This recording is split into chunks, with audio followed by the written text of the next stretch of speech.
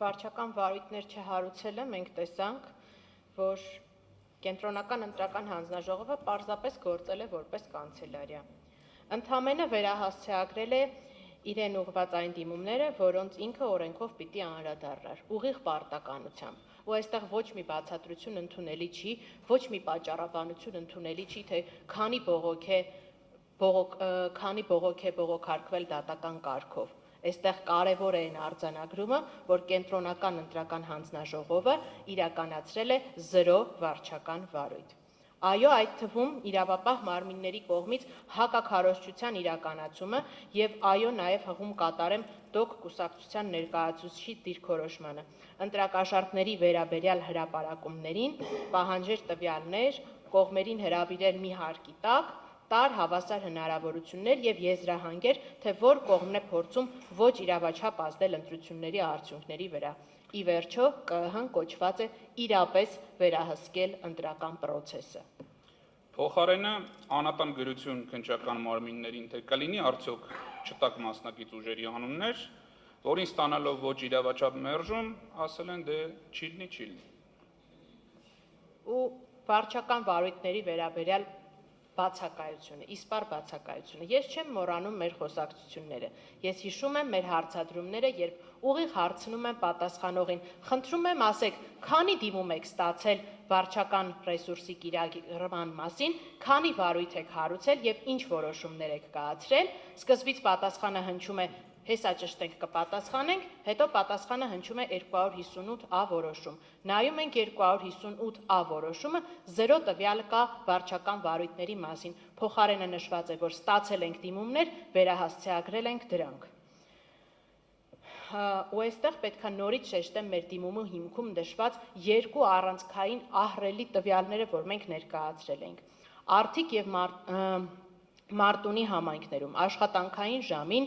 վարչական համայնքի ղեկավարների ուղիղ հրահանգով ամբողջ համայնքի աշխատակազմը փաստացի մասնակցել է քաղաքացիական պայմանագիր կուսակցության քարոզարշավին։ Դրա վերաբերյալ կայացվել է 0 վարույթ, ոչ քրեական, ոչ վարչական վարույթներ չեն հարուցվել։ 0 մարդ է ենթարկվել պատասխանատվության եւ այդ ամեն ինչը այդպես էլ մնացել է անհետևանք։ Ու այստեղ էլի եմ կրկնում, բացարձակ կարևոր չի, թե ինչքանով է այդ գործողությունը բողոքարկվել դատական կարգով։ Փաստ է այն, որ վարվել է կանաչ լույս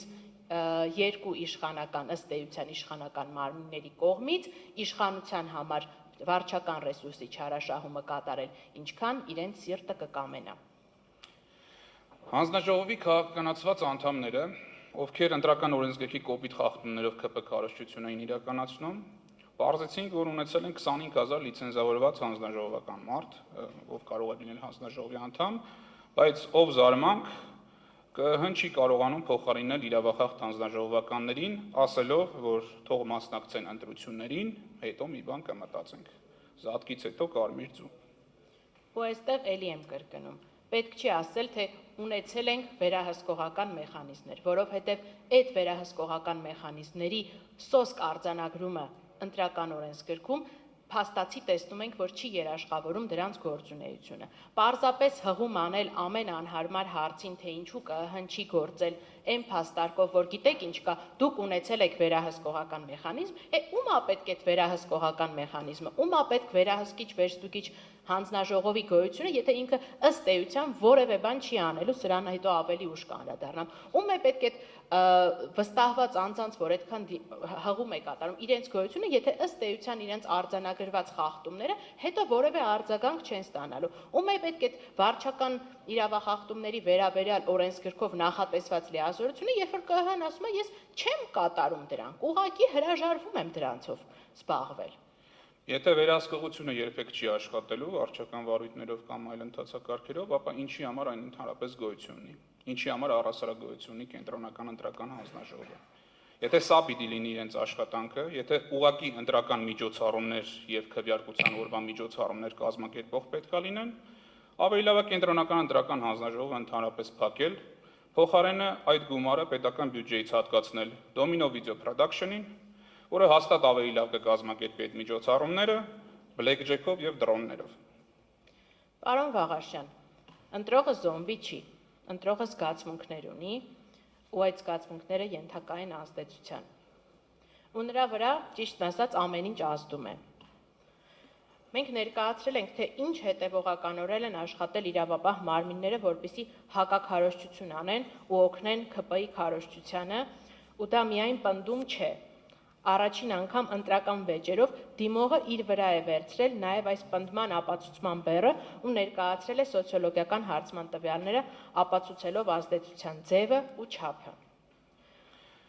Անընդհատ հնչել է այս օրերին այն հարցը, որ նաև որպես փաստարկ ընդունվել է, որ այո, կան խախտումներ, բայց ինչ ազդեցություն կարող են նրանք թողնել։ Այդպիսի հայտարարություններ չեմ սխալվում նաև կենտրոնական ընտրական հանձնաժողովի ներկայացուցիչներն ասա եւ նաև երրորդ անձի ներկայացուցիչները։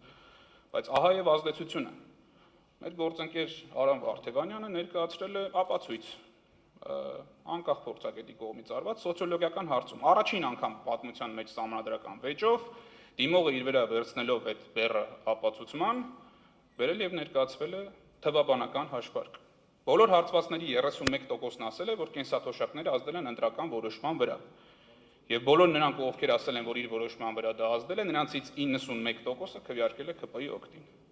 Նույնը եղել է առողջության ապահովագրության դեպքում, եւ մենք շատ հստակ փաստերով ներկայացրել ենք, որ դրանք եղել են ոչ թե պարզապես պետական ծրագրեր, որ պետքա բյուջեով նախատեսված լինեն եւ նորմալ է, որ պետությունը դա իրականացվեր,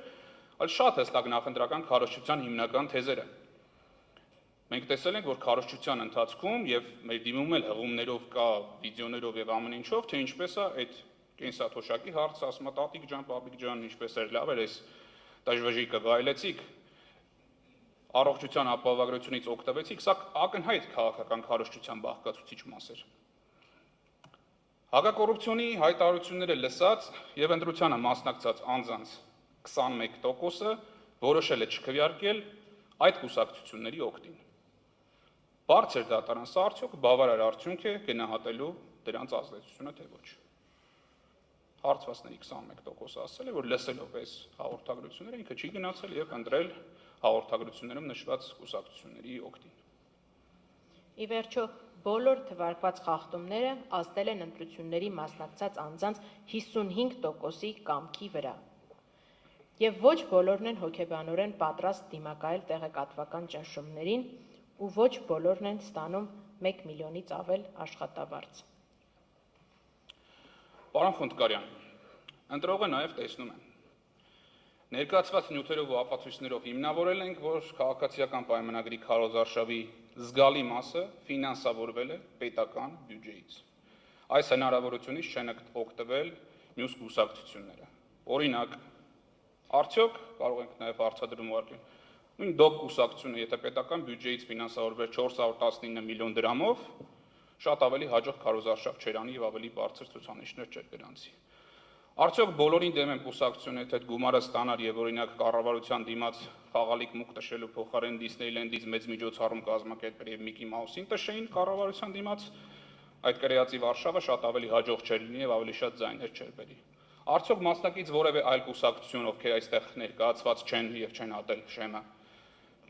ունենային այդ պետական միջոցները, կամ օրինակ կուսակցություններից մեկը այդ միջոցներով կարողանար 80,000 աֆրիկացի բերել եւ հանրապետության հրապարակում զորահանդես կազմակերպել,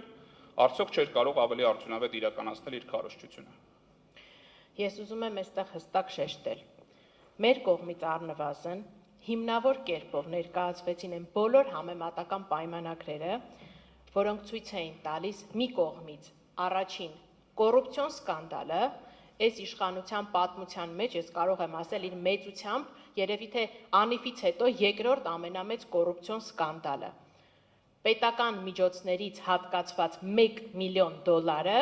իրականում եղել է քաղաքացիական պայմանագիր կուսակցության նախընտրական քարոզչության դրոնների փաստացի ծախսը։ Ես դա հիմնավորել եմ ներկայացված պայմանագրերով, ես դա հիմնավորել եմ, որ չէր կարող զորահանդեսի կառավարական օթյակը իր աթոռներով արժենար 1.5 միլիոն դոլար, իսկ քաղաքացիական պայմանագիր կուսակցության ճոխ հանրահավաքները էկրաններով եւ դրոնների շոուներով արժենար ընդամենը 24 միլիոն դրամ։ Եվ քաղաքացիական պայմանագրի 1 ամսվա քարոզչության ամբողջ այդ ծախսերը, որոնք պատվիրակել էին այդ կազմակերպությանը, ավելի քիչ արժենային, քան հունիսի 1-ի մանկական միջոցառման անցկացման ծախսերը։ Եվ ես խնդրում եմ եւ ակնկալում եմ բարձր դատարանից, որ առնվազն այս մասով, որքան էլ որ իմ համար արդեն կանխատեսելի եղավ մեր միջնորդությունները ձեր կողմից չբավարարվելու հետևանքով ձեր ըստ էության վերաբերմունքին այս ծախսերի, այդուհանդերձ ակնկալում եմ, որ նախընտրական հիմնադրամի վերաբերյալ ծախսերի չափը, դրանց ստուգելիությունը, կենտրոնական ընտրական հանձնաժողովի կողմից վերահսկիչ վերստուգիչ ծառայության ավելի լուրջ մոտենալը, ինչ որ չափով ձեր եզրափակիչ ակտով անդրադարձ կկատարվի։ Ի վերջո կսահմանենք այդ կարգավորումները ինքնանպատակ են, թե ինքնանպատակ չեն, արդյոք ենթակա են որևէ կարգով վերահսկման, թե ենթակա չեն։ Ես այստեղ ուզում եմ, քանի որ պատասխանող կողմը նշեց, որ դուք ունեիք ներգրաված աուդիտոր, դուք կարող էիք դրա մասին բարձրաձայնել, մի փոքր պարզաբանում նաև մտցնեմ, թե ինչպես կարող էինք։ Ըստ էության վերստուգիչ վերահսկիչ հանձնաժողովի եզրակացությունը հրապարակվել է 258A որոշման նախորդ օրը 13-ին, երբ դեռ ԿԸՀ պաշտոնական կայքում հրապարակված չեն եղել կուսակցությունների վերջնական հաշվետվությունները։ Այսինքն ըստ էության ամենամեծ ցանկության դեպքում էր այդ պահի դրությամբ, երբ որ ընտրությունների արդյունքները հրապարակում էին, դիմողներից ոչ մեկը հնարավորություն չուներ ուսումնասիրելու այդ հաշվետվությունները եւ պարզել դրանցում կան արդյոք կասկածելի ծախսեր, թե չկան։ Եվ այս պարագայում մենք գտնում ենք, որ պատշաճ ապացուցման գործընթաց չիրականացնելով, վկա չհրավիրելով եւ չփարատելով այն կասկածները, որ առնվազն $1 միլիոն գերազանցված են եղել քաղաքացիական պայմանագրի կուսակցության նախընտրական ծախսերը, որը միանշանակ եւ իմպերատիվ կերպով իրենց մասնակցությունը բացառելու էր առհասարակ այս քվեարկությանը, մենք գործել ենք ոչ իրավաչափ եւ ակնկալում եմ, որ առնվազն գոնե ծախսերի մասով իր հետևությունները բարձր դատարանը եզրափակիչ ակտում կանի։ Ընտրական գործընթացներում երկու մաթեմատիկա կա, երկու հաշվարկային բազա կա։ Մեկը դա քվեների հաշվարկն է, մյուսը նախընտրական հիմնադրամի ծախսերը եւ օրենքը հստակ անհասցնել, այստեղ ազդեցության գնահատման խնդիր չկա, ծախսը գերազանցեց կուսակցությունը դուրս է գալիս ընտրապայքարից։ Մեր ներկայացած տվյալներով հիմնավորվում է 960 միլիոն դրամի ծախսը քաղաքացիական պայմանագիր կուսակցությունը գերազանցել է եւ կենտրոնական ընտրական հանձնաժողովը առհասարակ չպետք է թույլատրել կուսակցության մասնակցություն ընտրություններին։ Բարձր դատարան այս ընտրությունները պատմության մեջ բացառիկ այն ընտրություններն են եւ այս process-ը բարձր դատարանում այն process-ն է, որի ընթացքում կուսակցությունների ընտրությունների արդյունքների կեղծումը կարելի է ապացուցել կալկուլյատորով, բարձր հաշվարկի միջոցով։ Եթե միշտ քննարկվում է ազդեցություններ, հնարավորություններ եւ այլն, այստեղ թվաբանական հստակ հաշվարկներով գալիս ենք եւ ձայների հաշվարկի եւ ֆինանսական ծախսերի հաշվարկով, դա ապացուցելի է։ Իրավական հետևանքը, որը պետք է լիներ, պետք է կենտրոնական ընտրական հանձնաժողովը ընդունել չհամարեր, չգիտես ինչի կուսակցության որոշված հաշվարկի մեխանիզմը առաջնորդվել կոռուպցիայի կանխարգելման հանձնաժողովի կուսակցությունների իրենց տարեկան հաշվետվությունների համար նախատեսված ընթացակարգով, այլ պետք է պահանջեր հստակ շուկայական գներ, իր վեստուգիչ ծառայությանը պահանջեր, որ աուդիտորները պահանջեն փաստաթղթեր, սեփականատերերից վարձակալության ծախսեր եւ այլն։ Դա չի արվել, հաշվարկը չի արվել, տուգանքը չի ավելացել, հիմնադրամի ծախսերը ճիշտ չեն գնահատվել։ Դա էլի կենտրոնական ընտրական հանձնաժողովի պարտականությունն էր, որը չի կատարվել։ Պարոն Դիլանյան, ընտրողը նաև լսում է։ Եվ այս 4-5 օրվա ընթացքում լսեց դատավարության մասնակիցների հարցերը եւ դրանց տրված չպատասխանները։ Լսեց նաև, որ մեր կողմից առաջարկ եղավ նաև մեր դիմումի հիմքում կաց ձայների հաշվարկի թերությունների, այսինքն բացակայող ստորագրությունների առումով ձևավորել աշխատանքային խումբ մեր Սահմանադրական դատարանի կենտրոնական ընտրական հանձնաժողովի աշխատակիցներից, որպեսզի վերջո պարզվի, թե ի վերջո նվազեցված թվերից 4000-5000 տարբերությունը ինչով է պայմանավորված։ Այդ առաջարկը չընդունվեց եւ ինչպես նշեցի նաև պատասխանողն էլ էնտուզիազմ չուներ այդ հարցը արագ աշխատակարգային եղանակով լուծելու համար, եւ մենք պնդում ենք, որ մեր կողմից ներկայացված փաստը բարձրացանում չի հերքվել եւ պետք է ընդունվի որոշման կայացման հիմքում դրվի։ Պարոն Շաթիրյան, ներողություն, մենք էլ այստեղ բանն ենք ավելացնելու։ Մենք տեսանք զինծառայողների մասնակցության խնդիրը տեղամասում։ Հարց պատասխանի ընթացքում ընտրողը լսեց, որ կենտրոնական ընտրական հանձնաժողովի նախագահ Վահագն Հովակիմյանը հաստատեց, որ տեղամասից խնդիրը բարձրացվել է տարածքային, եկել է այնուհետև անմիջապես իրեն է հասել, ինքը կարգավորել է, բայց լավ չի կարգավորել։ Դժվար է երկու մարդու միջոցով փոխանցել պարզ տեքստ, որ քվյախը սենյակից դուրս ոչ մեկ չպետք է քվյարկի, ու դա տեղ չհասնի, մանավանդ որ տեղի հանձնաժողովի նախագահը հաստատ անոմալ պայմաններում ինքնագործունեությամբ չէր զբաղվելու, եւ այդ զանգերի պատմությունը հուշում է, որ այդ գործողությունները կատարվել են։ Արդյունքում ինչ է ստացվում, Վահագն Հովհակիմյանը սխալվել է, չի կարգավորել, չի հետևել ժամերի ընթացքում, քվեարկությունը երբ ավարտվեց 10-11-ին։ Ու հետո դրա բացասական հետևանքով պետք է կրի հայ ընտրող, 58,000 ընտրող։ Պարոն Շաթիրյան, ընտրողը նաև հաշվել գիտի ու շատ լավ տեսնում ու հաշվում է Վահագն Հովհակիմյանի թվաբանությունը, ԲՀԿ-ի կողմից ներկայացված հաշվարկների հակասությունը եւ ի հակառակ կամ զուգահեռ իրավաբանության թվել չեն կարող միաժամանակ ճիշտ լինել այս բոլորի համար։ Պարոն Շաթիրյան, մեր եւ ձեր մաթեմատիկան իրար համապատասխանում է, բայց կենտրոնական դրական հանձնաժողովի մոտ տարբերվում է։ Այն պարզ հարցին, թե ինչ կլիներ ընտրությունների արդյունքը, եթե 3 տեղամասերում անվավեր չճանաչվեր, պարզ վերապահումով հա պայմանական հարցով դատողություն։ Այդպես է կենտրոնական դրական հանձնաժողովը շատ հստակ պատասխանը չտվեց, որ ԲՀԿ-ն հավաքելու էր 4% ձայները։ Տիկին Սաֆարյան, ընտրողը նաև հոտառություն ունի։ Ռուսաստանի Դաշնության նախագահի համերկրացիները ասում են նյուխ, ինտուիցիա, զգում են։ Նույնիսկ երբ ամբողջ տեղեկատվությունը նա չունի, նա հասկանում է մթնոլորտը ինչպիսին է։ Ատելության խոսքին վերաբերյալ։ Այստեղ քաղաքացիական պայմանագրի գործընկերները շատ տխուր փորձեր են անում ըստիս արդարացնելու իրենց առաջնորդի դասագրքային ատելության խոսքը։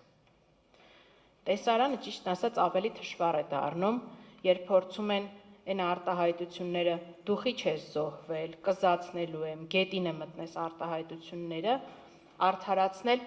հակառակորդներին ուղղած լինելու պատճառաբանությամբ։ Այդ արտահայտությունները որևէ մեկին կլինի հասարակ քաղաքացի, կլինի քաղաքական մրցակից, ընդունելի լինել չեն կարող, եւ ես եւս ակնկալում եմ բարձր դատարանի հստակ դիրքորոշումը, որպիսի նմանատիպ արտահայտությունները վարչական ռեսուրս ունեցող ուժի առաջնորդի կիրառությամբ հատկապես բացառվեն մեր քաղաքական խոսույթից։ Իրապես ակնկալում եմ նվազագույն ակնկալիքը, որ կարող եմ ունենալ բարձր դատարանից, արձանագրել, որ որևէ մեկի նկատմամբ նման արտահայտություններ կիրառվել չեն կարող եւ ամենախիստ պատժի պետք է ենթարկվեն այն բոլոր մարդիկ, ովքեր որևէ կերպ փորձում են արդարացնել այդ արտահայտությունների գոյությունը մեր խոսույթում։ Հարգելի ներկայացուցիչներ, կներեք, որ ընդհատում եմ մնաց 5 րոպե ձեր խոսքի։ Մի քիչ արագացնենք, որ պարոն Մինասյանը նույնպես խոսք ունի ասելու։ Բարձր դատարան մենք նկատել ենք այդ երկակի ստանդարտները, այնինչ կարելի է Յուպիտերին, չի կարելի ցլին։ Եթե խոսքը վերաբերում է Նիկոլ Փաշինյանի նրա զրպարտությունների 100 հազարավոր քաղաքացիների հասցեին վիրավորանքները ատելության խոսքը, դա սուր քաղաքական խոսք է։ Երբ իրենց են այդպես կամ ավելի մեղմ հակադարձում, փռվում են ասֆալտին, բանտարկվում են, խոշտանգվում են ՀՀ քաղաքացիները։ Դատախազության հարց ենք տվել Նուբարաշյանի եւ Արտուր Օսիպյանի դեպքերի վերաբերյալ, Նուբարաշյանի վերաբերյալ հստակ ներկայացվեց, որ որևէ շտապողականություն չկա ինչպես ընդդիմադիրների վերաբերյալ գործերում, այդպես էլ մինչ առայսօր պարզված չի, թե ինչպես պատահեց, որ անձը հասավ ինքնասպանության ԿՊ պաստառը փոկելուց հետո, իսկ Արտուր Օսիպյանի վերաբերյալ գործով այդպես էլ չներկայացվեց տարբերակված ինչ հատկանիշներ կան Նիկոլ Փաշինյանի եւ այդ անձի գործողությունների միջև, այսպիսով էլ հիմնավորելով, որ նաև Բարձրացյանը հիմնավորելով քաղաքացիական հասարակության այն պնդումը, որ այդ անձը ենթարկվել է քաղաքական հալածանքի, քաղաքական հետապնդման եւ քաղաքական բանտարկության, այդ թվում հակառակ քաղաքական կարծիքները լրացնելու քաղաքական շահով պայմանավորված։ Պարոն Հովհակիմյան, շնորհակալ ենք ձեզ ձեր ժամանակի համար։ Պարոն Դիլանյան, այսպիսին է ընտրողը։ Նա տեսնում է, նա լսում է, նա մտածում է, նա հաշվում է, նա զգում է։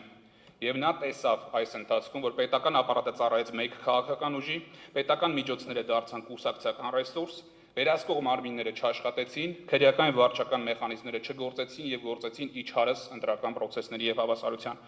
Դատարանում պատասխան չտրվեց ամենակարևոր հարցերին եւ ընտրողը նաեւ այս բոլորի զգայարաններով եւ ունակություններով տեսավ, որ նույնիսկ այս դատավարության ընթացքում բարձր դատանի դատավորների կողմից չհնչեց մեկ ուղիղ հարց, որը կարող էր վնասել իշխող ուժի շահերին։